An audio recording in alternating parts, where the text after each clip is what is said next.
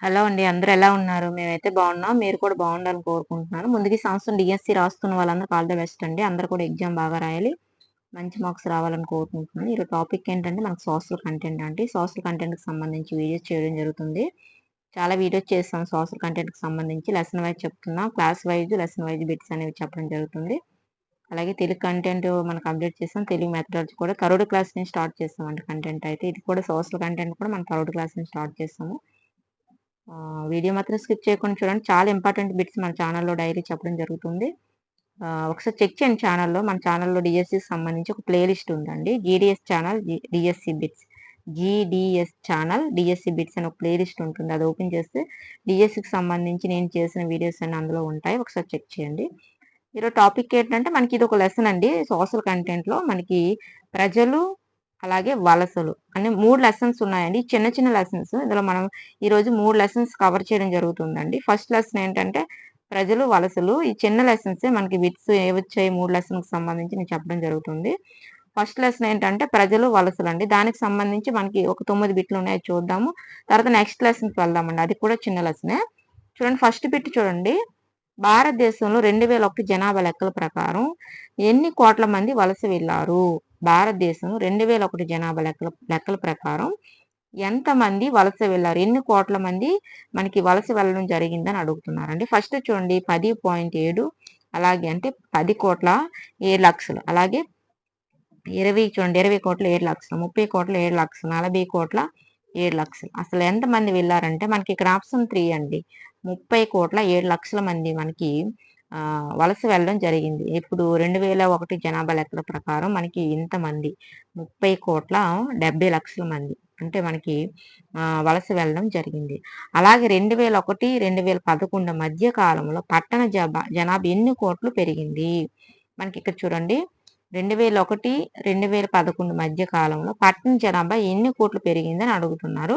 First చూడండి 6.3, 4.5, 9.1, 10.8 అసలు ఎంతమంది మనకి పట్టణ జనాభా పెరిగిందంటే మనకి ఇక్కడ ఆప్షన్ 3 అండి. 9.1 అండి.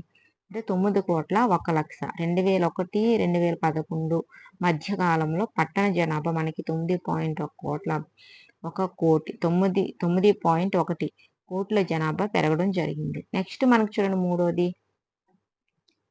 జాతీయ జనాభా గణన ప్రకారం భారతదేశంలో ప్రతి డాష్ వ్యక్తి వలస వచ్చిన వాళ్ళే. జాతీయ జనాభా గణన ప్రకారం భారతదేశంలో ప్రతి వ్యక్తి వలస వచ్చిన వాళ్ళే. ఎన్నో వ్యక్తి అంటే 2వ వాడ, 3వ వాడ, 4వ వాడ, 5వ వాడ అని అడుగుతున్నారండి.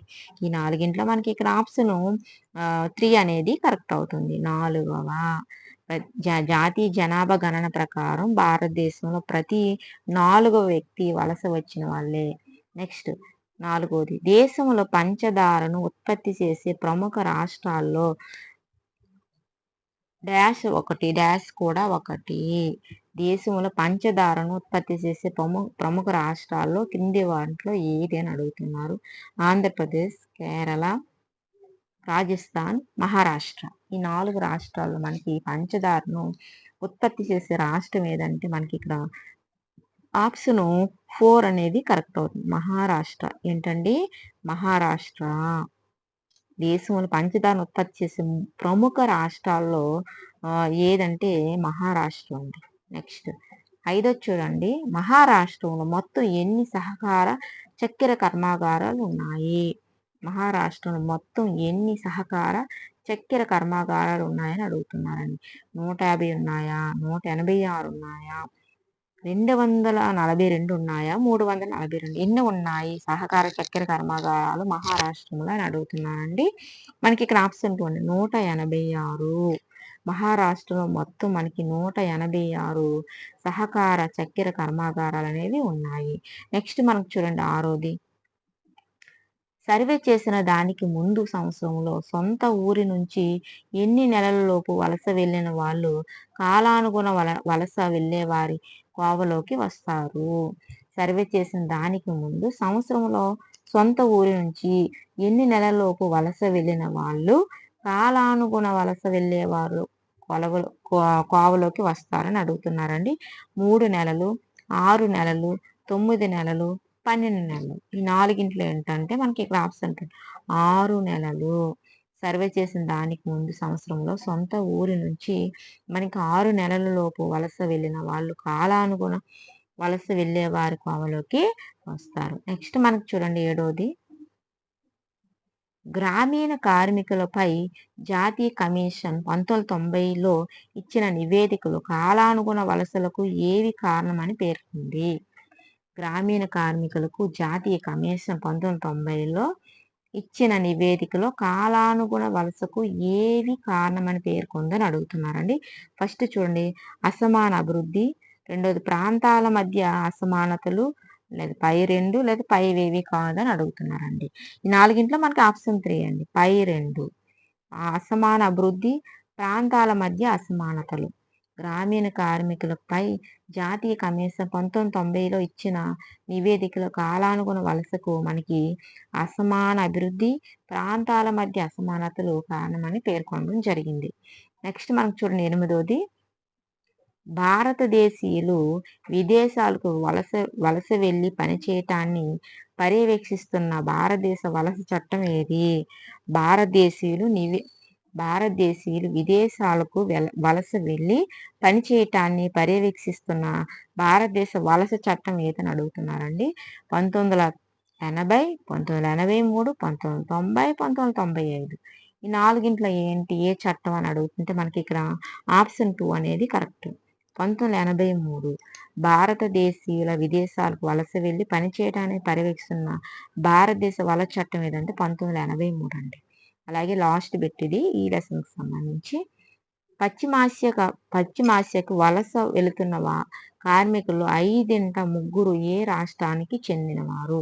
పశ్చిమాసియాకు వలస వెళుతున్న కార్మికులు 5 ముగ్గురు ఏ రాష్ట్రానికి చెందినవారు అంటున్నారు. ఫస్ట్ చూడండి, కేరళ, తమిళనాడు. రెండోది ఆంధ్రప్రదేశ్. మూడోది తెలంగాణ లేదా పైవన్నీ అని అడుగుతున్నారండి. మనకి ఇక్కడ ఆప్షన్ 4 అండి, పైవన్నీ. కేరళ, తమిళనాడు, ఆంధ్రప్రదేశ్, తెలంగాణ ఈ రాష్ట్రానికి చెందిన వారు 5 ముగ్గురు మనకి ఈ రాష్ట్రానికి చెందిన వారే. నెక్స్ట్ మనకి మరొక లెసన్ అండి, ఇది కూడా చిన్న లెసనే. దీని గురించి కూడా మనం బిట్స్ అనేవి చెప్పుకుందాం. ధరలు, జీవన వ్యవసాయం, కుటుంబ బడ్జెట్. చూడండి, ధరలు, జీవన వ్యయం అండ్ ఇంకేటండి కుటుంబ బడ్జెట్. ఈ లెసన్ గురించి మనం బిట్స్ అనేవి చెప్పుకుందాం. ఇవి కూడా మనకి చాలా తక్కువ ఉన్నాయండి, చిన్న లెసన్. మనకి ఒక 12 బిట్స్ ఉన్నాయండి దీనికి సంబంధించి. ధరలు, జీవన వ్యయం, కుటుంబ బడ్జెట్ ఈ లెసన్ గురించి మనం తెలుసుకుందాం. ఫస్ట్ చూడండి, ఫస్ట్ బిట్, వస్తువుల ధరలు పెరిగినప్పుడు ఏమవుతుంది? జీవన వ్యయం పెరుగుతుంది, జీవన వ్యయం తగ్గుతుంది, జీవన వ్యయం మార్పు ఉండదు, వ్యక్తుల ఆదాయం ప్రభావితం కాదు అన్నాడు. ఈ నాలుగింట్లో ఏంటి? వస్తువుల ధరలు పెరిగినప్పుడు మనకి ఏం జరుగుతుందంటే మనకి ఇక్కడ ఆప్షన్ 1 అండి, జీవన వ్యయం పెరుగుతుంది. వస్తువుల ధరలు పెరిగినప్పుడు జీవన వ్యయం అనేది పెరుగుతుందండి. నెక్స్ట్ రెండోది చూడండి, నిరంతరం పెరిగే ధరల వలన దీర్ఘకాలంలో నష్టానికి గురయ్యే వర్గం ఏది? నిరంతరం పెరిగే ధరల వలన దీర్ఘకాలంలో నష్టానికి గురయ్యే వర్గం ఏది? ధనవంతుల వర్గమా, ప్రభుత్వ ఉద్యోగుల వర్గమా, వ్యాపారస్తుల వర్గమా, స్థిరమైన ఆదాయ వర్గమా? ఏది మనకి నష్టానికి గురయ్యే వర్గం? నిరంతరం పెరిగే ధరల వలన దీర్ఘకాలంలో నష్టానికి గురయ్యే వర్గం ఏంటంటే మనకి ఇక్కడ ఆప్షన్ 4 అండి, స్థిరమైన ఆదాయ వర్గం వాళ్ళు ఎక్కువగా నష్టపోతూ ఉంటారు.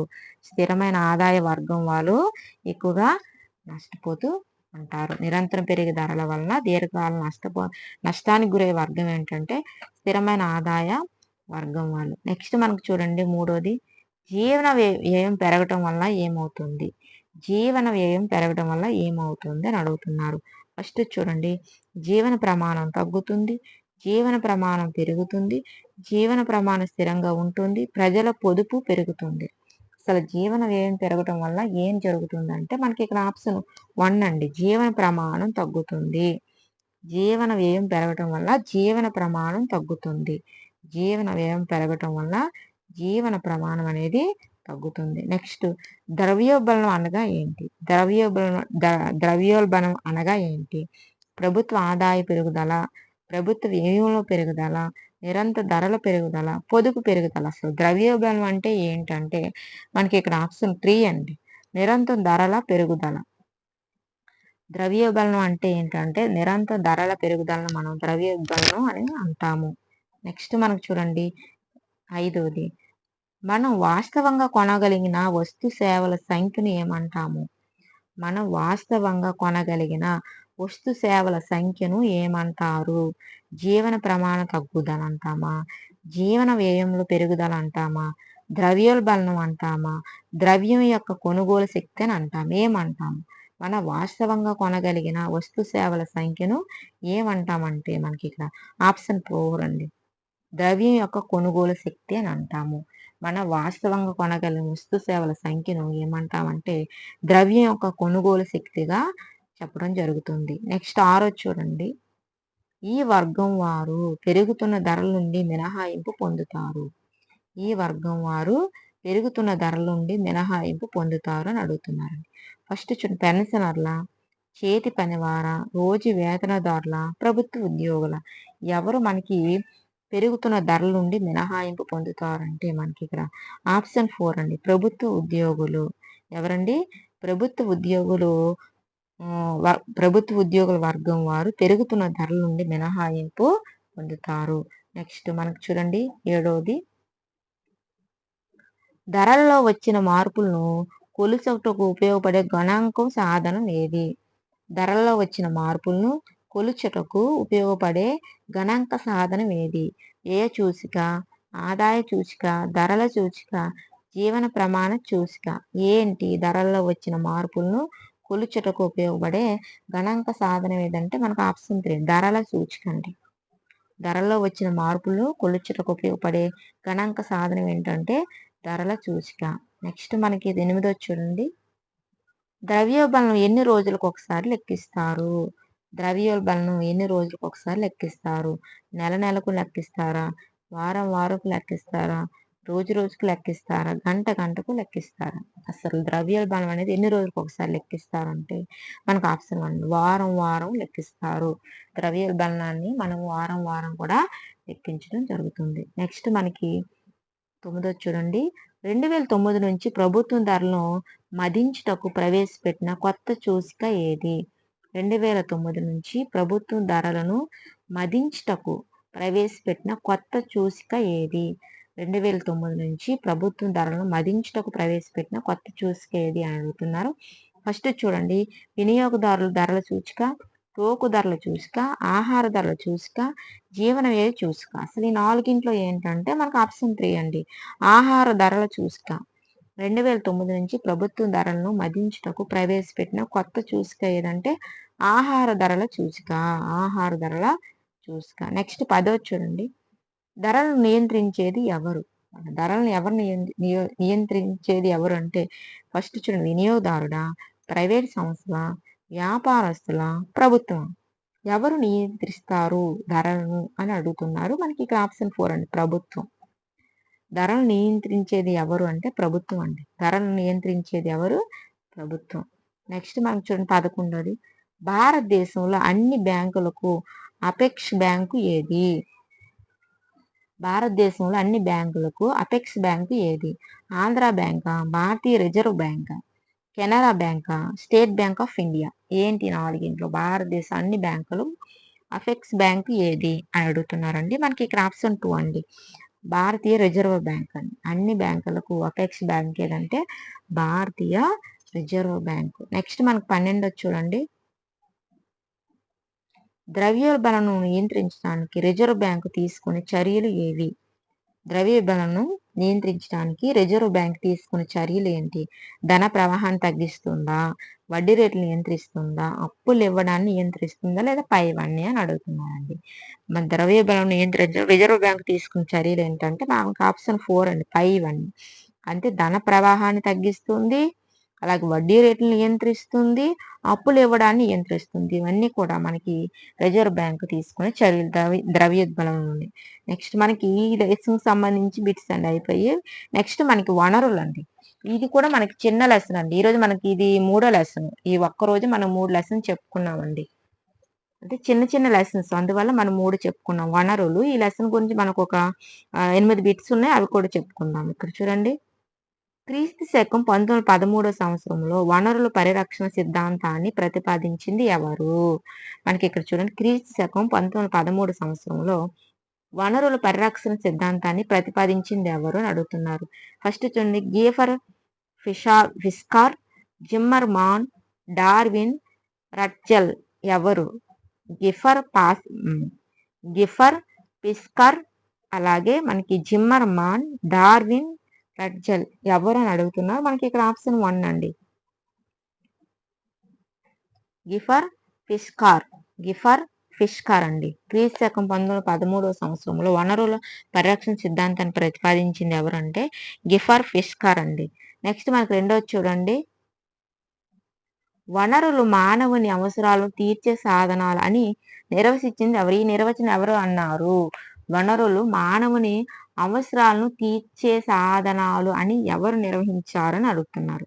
ఫస్ట్ చూడు డార్విన్, 2 రట్జెల్, 3 జిమ్మార్మాన్, గిఫర్ ఫిస్కార్ ఎవరన్నా ఈ నిర్వచనం నలుగురిలో అంటే మనకి ఇక్కడ ఆప్షన్ 3 అండి.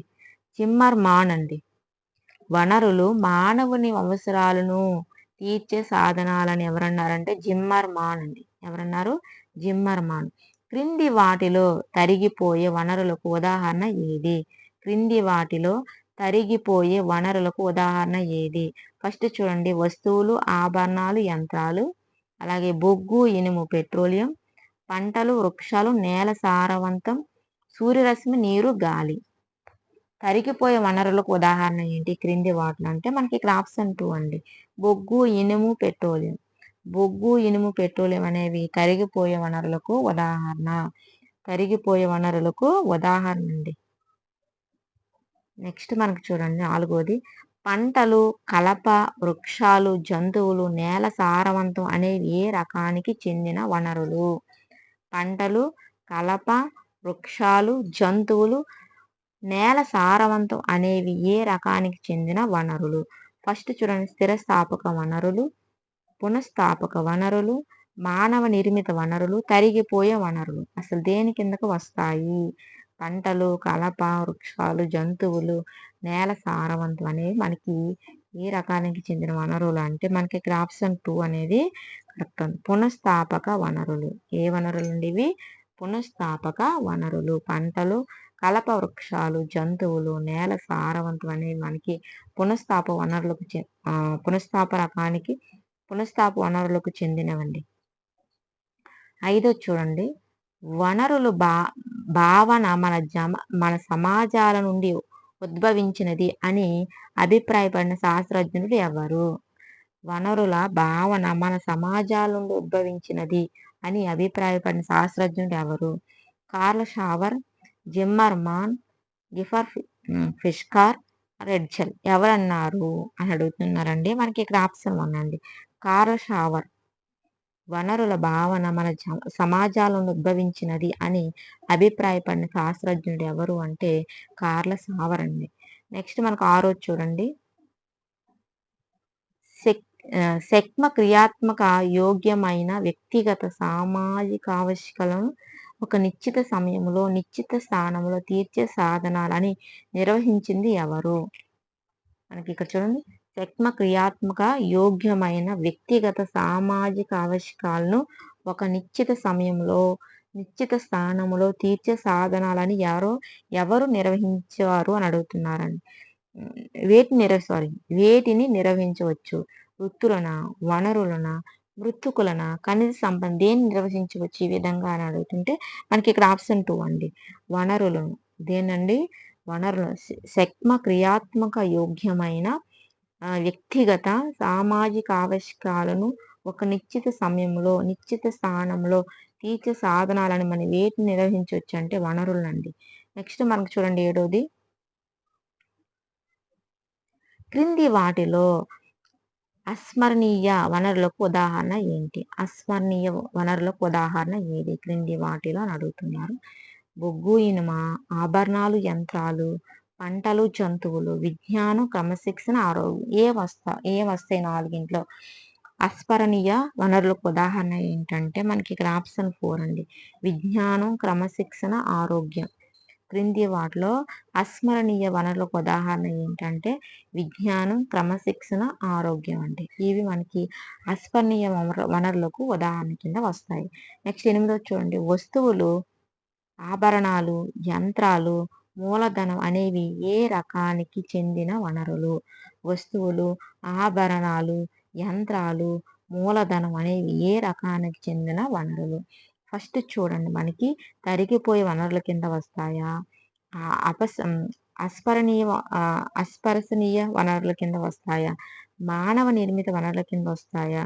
చిరస్థాయి వనరుల కింద వస్తాయి. ఈ 4 దేనికి వస్తాయి? వస్తువులు, ఆభరణాలు, యంత్రాలు, మూలధనం అనేవి అని అడుగుతున్నారు. మనకి ఇక్కడ ఆప్షన్ 3 అండి. మానవ నిర్మిత వనరులు. వస్తువులు, ఆభరణాలు, యంత్రాలు, మూలధనం అనేవి మనకి మానవ నిర్మిత వనరుల కిందకి వస్తాయండి. ఇదండి ఈరోజుకి సంబంధించిన బిట్స్. ఇవి మనం ఈరోజు 3 లెసన్స్ కవర్ చేయడం జరిగింది. చిన్న లెసన్స్ అండి. అందువల్ల మనకి ఒక వీడియో వచ్చింది. 3 లెసన్స్ కలిపి మళ్ళీ మనం రేపు సోషల్ కంటెంట్‌కి సంబంధించి బిట్స్ అనేవి పెడతామండి. ఒకసారి ఛానెల్ చెక్ చేయండి. చాలా ఇంపార్టెంట్ బిట్స్. వీడియో మాత్రం స్కిప్ చేయకుండా చూడండి. మీకు అర్థమవుతుంది. డైలీ చూస్తేనే మీకు లెసన్ వైస్ బిట్స్ అనేవి చెప్తున్నాం కాబట్టి మీకు అర్థమవుతుంది. ఓకే అండి. రేపు మరొక వీడియోతో మళ్ళీ కలుసుకుందాం. ఓకే. బాయ్.